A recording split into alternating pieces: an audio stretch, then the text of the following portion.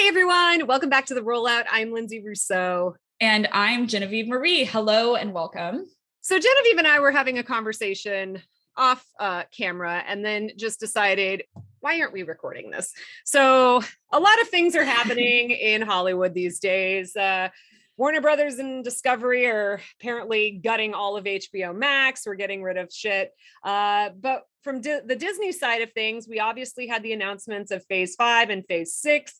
And so we kind of wanted to do a look back at some of the Disney Plus programming that we've talked about, because Disney has made some interesting decisions. Just a couple of days ago, we learned that Oscar Isaac is in Egypt. And he vaguely tweeted, someone's like, oh, are we getting Moon Knight season 2? And he's like, why else would I be in Egypt? And, we learned for the sites, I don't know. Yeah, we learned that the Marvels are potentially doing reshoots because it's not testing well with audiences. People are already judging She-Hulk before it's even come out.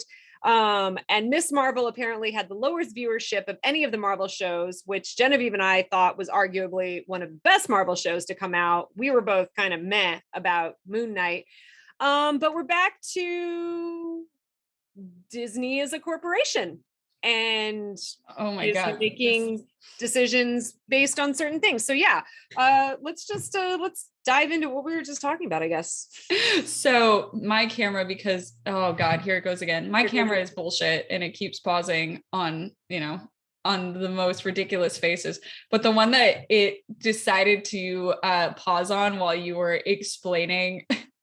Oh, I saw it. It was the whole thing. That is the mood.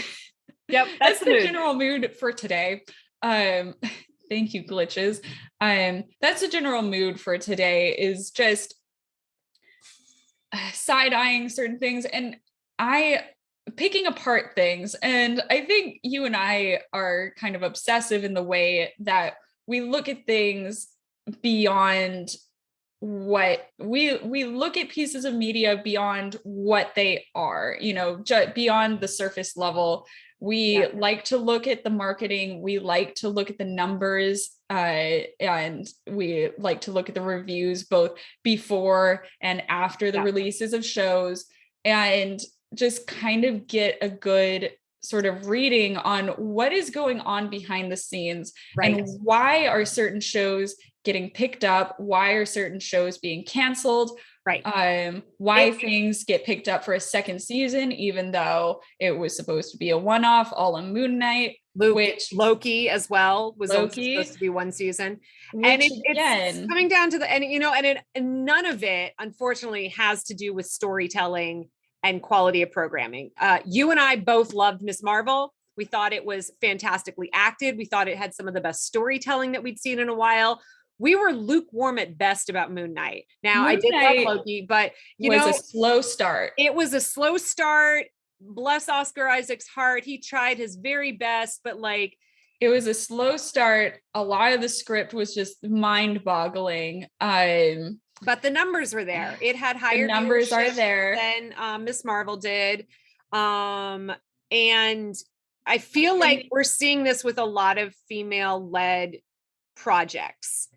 That's really the nut meat of the whole thing. That's kind of what we were talking about, is that the misogyny that still persists throughout this industry and throughout society seems to be influencing a lot of the decisions that corporations are making when it comes to programming. We just learned, I literally just read an article this morning that said there is virtually no Latinx representation in Hollywood now on television, because a slew of shows that were Latinx led have now been canceled, female led, to say that. So it's like, for all the progress we think we're making, we just seem to keep backtracking. It's okay. Here's the thing. To quote Bo Burnham, the backlash to the backlash. Right. That's what we're seeing. We're seeing a progressive push in order to see representation. And then once there is progress in that area, you get the backlash and you get the very strong push to push it back in the other direction. Right. And it basically is this game of back and forth and ping ponging. It's tug of war. When you think that you've got the upper hand, then the other team, yanks it back the other way. And it's just, and it keeps going and going and going in this. Well, and then, cycle. The announcement by DC is a perfect example. It had wrapped filming on Batgirl, completely wrapped filming, spent 90, arguably some people say over $100 million on it. Yeah, 90 million on the low end. And Warner Brothers in their official statement was like, oh, we're trying to be true to the characters. We're revamping our characters, blah, blah, blah, blah, blah. Meanwhile, Ezra Miller is apparently starting cults in Iceland and beating up people in Hawaii while driving across country with firearms and a, bulletproof vest. And yet the Flash is still moving forward because apparently that's keeping with the quality of programming that they want to be having. Okay, here's the thing. I am not going to say that there is any one thing that is making these decisions and that is causing these decisions to be made. That's very reductive and it's not helpful. However, one of the major things, and this is the same with Miss Marvel, I'm going to circle back to her because I think that's the perfect, I think it's the perfect storm of a lot of things that are at play here. The main thing is that Disney is a company. And I have said this a million times over. I will scream it to the heavens until the day I die. They are a company. Mm-hmm. They are here to make money first. Yep. And if art is a byproduct of making money, then good for them. They're going to pat themselves on the back. Art is not integral to the Disney company's products. Right. Their old CEO has been quoted as saying such. Eisner has been quoted as saying such. And that is indicative of all the choices that are being made moving forward because they're seeing what's getting the viewership, what's getting the ratings, what's bringing in the money. Subscriber. And with streaming now, it's what's bringing in the subscribers. Right. Because we're arguably in a phase, again, as we're seeing with the Warner Brothers Discovery merger, we're in a phase now where companies are even questioning whether they're going to do theatrical releases anymore because it is more financially viable for them to release straight to streaming than to even deal with theatrical anymore. I can understand that. Yeah. And when people say like, oh no, the independent theater businesses, most of those are huge companies too. Yep. So, and it is all a game as far as like where movies get released, how many theaters, what the ticket price breakdown, what the theater gets to rake in versus what the studio gets to rake in for the releases. All of that is a whole separate game that I'm not even going to get into. Right. But let's focus on, because really the conversation that we had got started when we were talking about Miss Marvel and Moon Knight, and Moon Knight getting a second season and Miss Marvel basically having to go into the Marvels being completely retooled and revamped to maybe appeal to wider audiences. I honestly don't think that there was ever a problem with Miss Marvel, but here is what is going on. Miss Marvel is probably never going to see a season 2. Unfortunately. And the fact that Moon Knight is, when it was supposed to be a one-off, is indicative of the studios wanting to make money, but also the reasons why those numbers and those ratings are lower is because of the problems that we have with casual misogyny, with casual racism that we have been seeing that persists throughout society today. Right. Let me explain. I threw a lot of accusations out there. So let's break it down. Miss Marvel she has 3 things that I pinpointed as being its downfall, to its detriment. Right. And one of these things is justifiable, is absolutely correct, that being the CGI. Yes. But that is also on the lower end of the issues. Marvel especially when comparing it to the CGI that has been in some of the other shows, which is about on par, you know? Yes. I hear that what I've been hearing is that their team is being severely underpaid. That they are being overworked. I mean, it's basically like game devs. Yeah, the VFX, some VFX people made a statement last week. Their teams are like saying that they are not people on them. They're not looking forward to phase 5 and 6 because they are so overworked and exhausted. And they're not getting any respect. You know, there was that famous quote where Taika Waititi was in an Instagram post or whatever, was making fun of the CGI in Thor: Love and Thunder. And of course, the VFX artists are like, we worked our asses off for this movie and you're going to make fun of us. It's like, here's the thing, is that not only are they being underpaid, not only are they being overworked, they're understaffed. Yeah. As somebody who has worked for the Disney Corporation in recent years, I can absolutely attest to the fact that they are working with probably 1/4 of the staff that they actually need, which to run the company. Considering how much money the company brings in is mind-boggling. But like, you know, and the few animators I've talked to who have worked for, you know, Disney Animation, which you'd think is like the highlight of anyone's career, have all quit and said it was the worst job they ever had. The worst job that they ever had. That's because Disney makes dollars, not cents. Disney is not there to be your dream job. Disney is there to make money for their shareholders. And that is it. I am sorry. They're not there to make your child happy. They're not there to give you benefits and a working, you know, a livable wage. That's not it. They're there to make dollars. They're there to be beholden to their shareholders and make money for them, which, let's go back to Miss Marvel. The CGI, the bad CGI, that played a big role in it. The other 2 things that I would say were the most indicative of why this project failed on a viewership level and a money, you know, and you know, bringing in money, subscribers and such, is the fact that it focused on a demographic that is universally hated worldwide, and that is the teenage girl.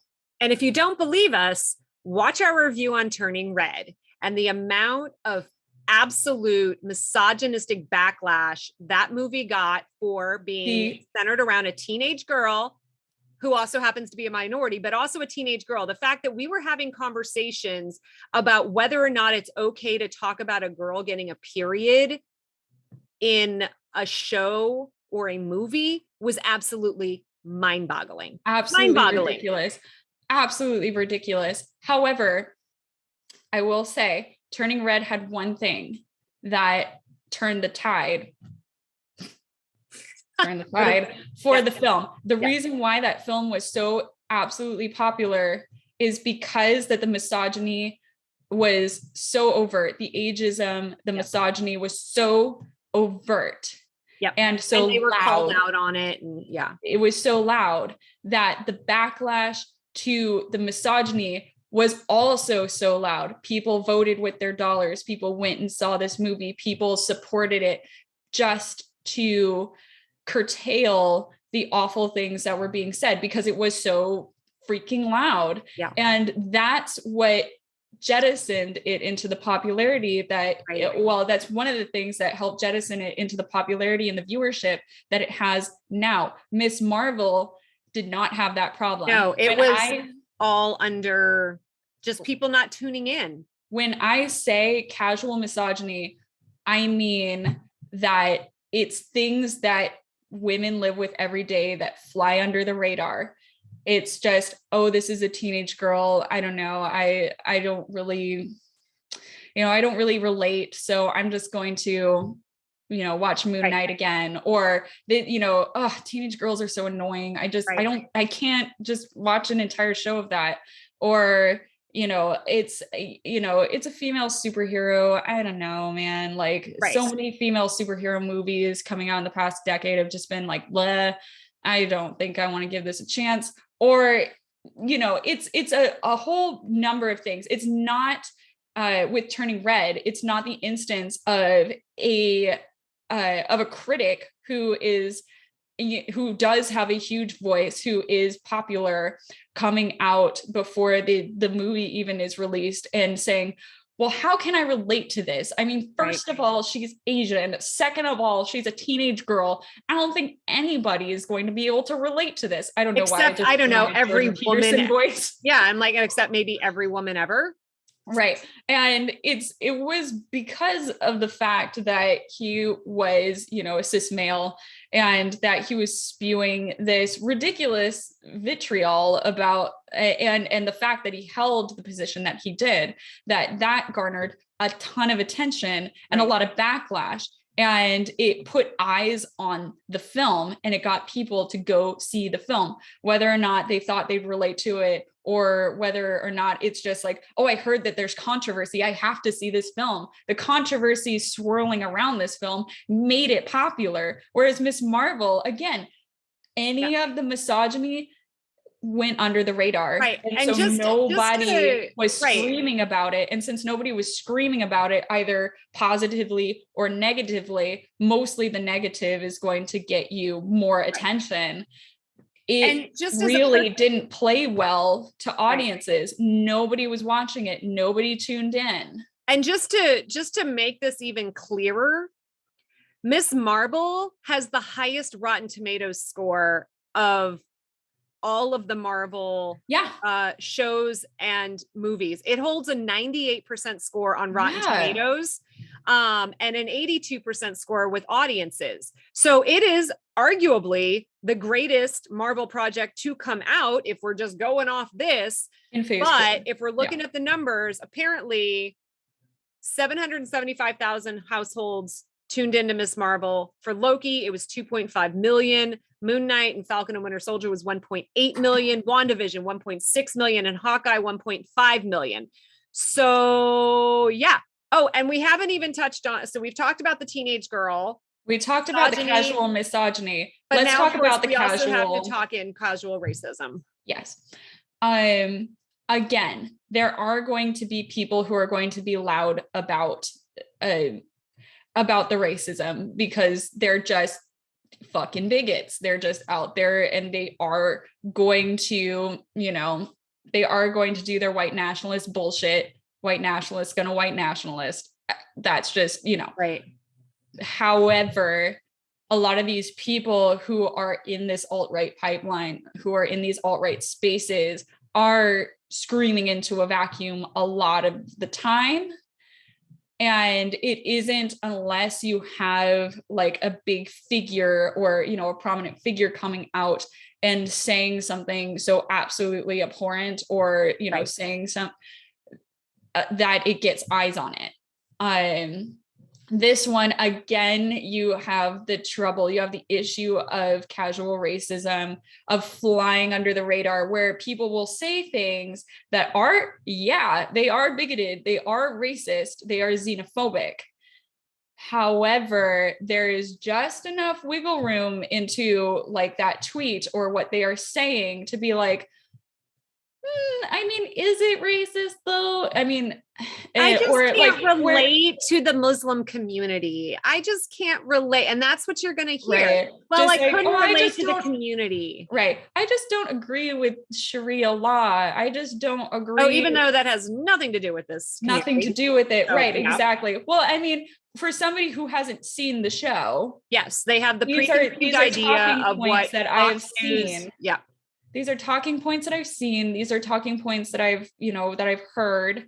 like, oh, I don't know, like they show hijabi women and I don't know, or, you know, I just couldn't really relate to it because I mean, that's, you know, I know nothing about that community. I don't know. I just didn't really want to tune into it. Or you get the very like liberal, like casual liberal viewpoint of, oh, it's really great that they have that show for them now, or it's really great they have that superhero for them now. And it's like, oh, cool. Which is similar to things, which is very similar to some of the comments that I've heard about shows like Reservation Dogs.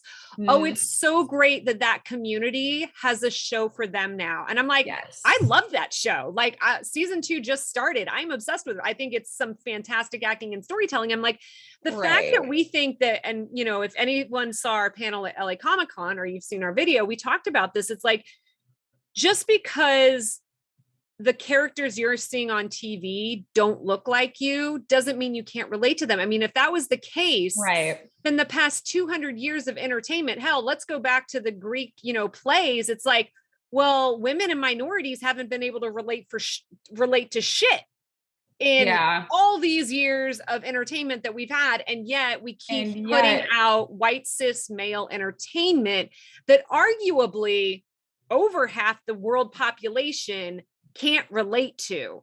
So I call bullshit on that argument. That's the thing too. And when people start breaking media and representation down into referring to it as they and they, you know, into theys rather than we, when that separation starts happening and is just very much a part of their very much a part of their language, that becomes problematic. It does play into casual racism where it's their community, they, instead of like, you know, like, it's really cool that we have this now, you know, it's really cool that, you know, we have this kind of entertainment now, instead of it's really cool that they have this kind of entertainment now. It creates a separation, and it creates the idea that they is a group that, you know, that people, you know, by and large cannot relate to. And which is therefore why should they watch the show? Which is interesting. And we've had this conversation about as well about like what stories perform best in which mediums. And the Miss Marvel comic book was one of their highest selling comic books when it first came out. I mean, people were buying this book left and right. They absolutely loved the comic. And you can't tell me it was just teenage Pakistani girls buying this comic book, because the sales numbers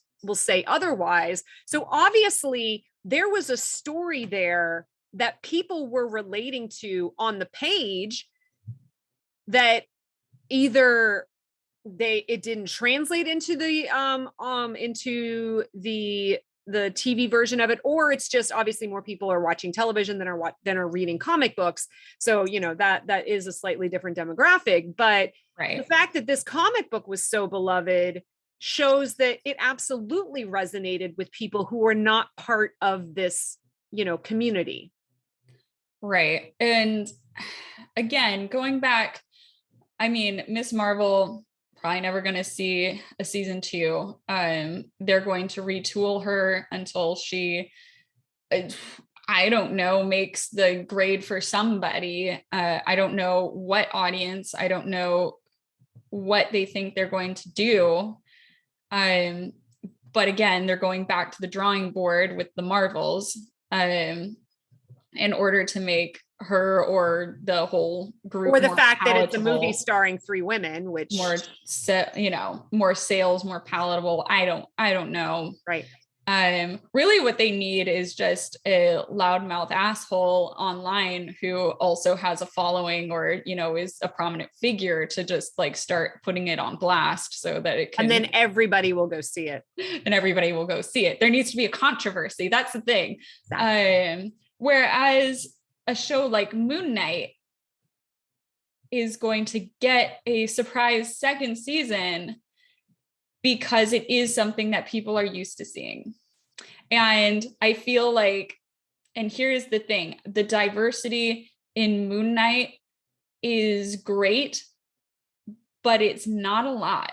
No. When you break it down, then that's the thing. When you break it down, it's the diversity in Moon Knight is nothing compared to the diversity and the integration of culture and everyday life. And that's exactly it, is we're not as just, in Miss Marvel. We're not just seeing, different color faces, to put it right. Quickly. We're not just seeing different colored faces or making a white character a Latino character. We literally were introduced into a completely different culture.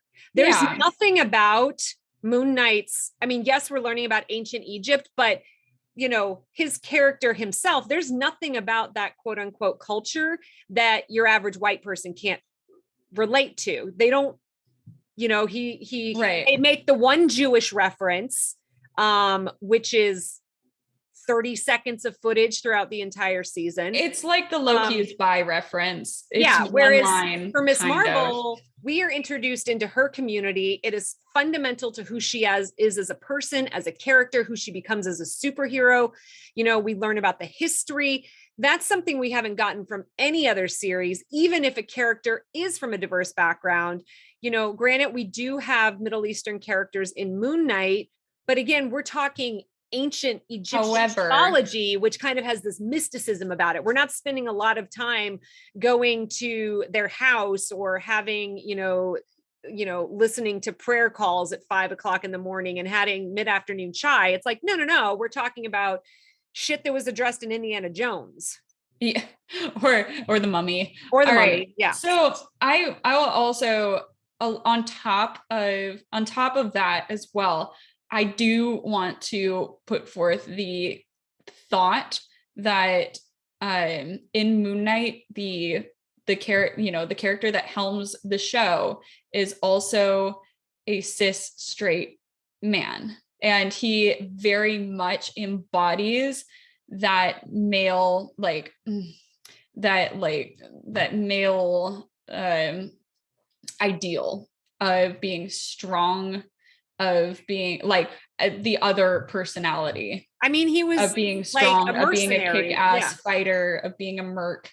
And so there is a lot to appeal to audiences who are conditioned to see that as a good and interesting character. And I'm not just saying that, it's all the men who are fucking addicted to this character. No, it's all of us. We are all used to and conditioned to seeing this type of character. And it's basically like sitting on a comfy couch that, it's like sitting on your living room couch where you're like, oh, this is comfy. I'm used to this. It's cozy. It's a good space to be. Whereas Miss Marvel is like, I don't know, getting a new dining room chair, and you're like, maybe I have to work it in. I don't know. I gotta find a space in my apartment to put this, and we'll see if I like it. And and we commented when we did our review of Moon Knight that the thing we were most excited about was the character of Lila. Yes. Who ends up at the end of the season potentially giving us a new best character Egyptian superhero. And, that ties directly into, Kamala Khan saying, well, there's no superheroes that look like me. There's no one fighting for the Muslim brown girl, and so Lila has the potential to give us that character, but she was an afterthought in Moon Knight. We got her right at the end, and it's like, are you going to give us a spinoff of her character? Are we going to see her in season 2? Are you going to trust that a Middle Eastern woman can helm her own project? Yeah. It doesn't sound like it, because quite frankly, that's a show I would watch. See, and that's the thing, is that diversity is, to a lot of people, diversity is fine as long as we have the cis straight male protagonist to helm the project, because that is what's going to bring in the widest swath of viewers. Why? It's because that's what we are conditioned to seeing. That's what we are used to seeing. That's what's most comfortable for us. And the people in power don't have to step outside of their comfort zone, which we know for certain they absolutely hate doing. Right. That is not a place that they are used to. It's not a place that they've ever had to really contend with and think about and grapple with, because those are just not their problems. They're used to being represented. They're used to having their stories told. And so when they're not, that seems like they're getting something taken away from them. It seems like that they are being abused, or that their feelings aren't taken into consideration, and that they are being sidelined. And so this is why you are going to see stories like Loki. You're going to see stories like Moon Knight, even Hawkeye. I will say definitely the Winter Captain America and the Winter Soldier. You are going to see these shows being pushed and progressed and given second seasons. And you are going to see other feature films with the case of Captain America. You are going to see one-offs with all the female helmed things. Either that, I mean, Marvel has this wonderful habit of giving us strong female characters and taking them away, either taking them away in the form of, like we're going to add a couple of new females. We're going to give you Captain Marvel, but we're also going to kill off Black Widow. Right. We're going to give you Wanda Maximoff in the way that you wanted to see Wanda, but when she's in a film, we're going to kill her. Yep. And we're going to take that away from you. So it's always one step forward, one step back. We're going to give you a little gimme, but also, I don't know, we are going to write this character as being disposable. We're going to write this character as not being integral enough to the MCU that they're going to stick around for more than one or two movies. Right. Or in the case of like Thor, Love and Thunder, we're going to completely sideline Valkyrie and Lady Sif, even though they've been with Thor since the beginning and arguably have some of the most fascinating stories. It's like, okay. It's disappointing, but again, I'm not going to say that this is the number one reason why these things happen. But for me, it seems like you have to see where the money is pointing. Right. Whatever is making the most money is what you're going to get. And that's why you're not going to get overly diverse, overly, gender diverse pieces of art or media. And you're really going to have to stretch to even call these things art nowadays. I mean, it's pop art, but is it things that are going to remain in our lexicon for generations to come? Right. I mean, a lot of these things, I mean, if you think about pop art that is going to survive in our lexicon, I can point to Aliens. I can point to Terminator. Titanic. Mm-hmm. I mean, there are plenty of things out there that you're like, okay, this, The Dark Knight, that's also another piece of art that's going to, pop art that's going to remain in our lexicon.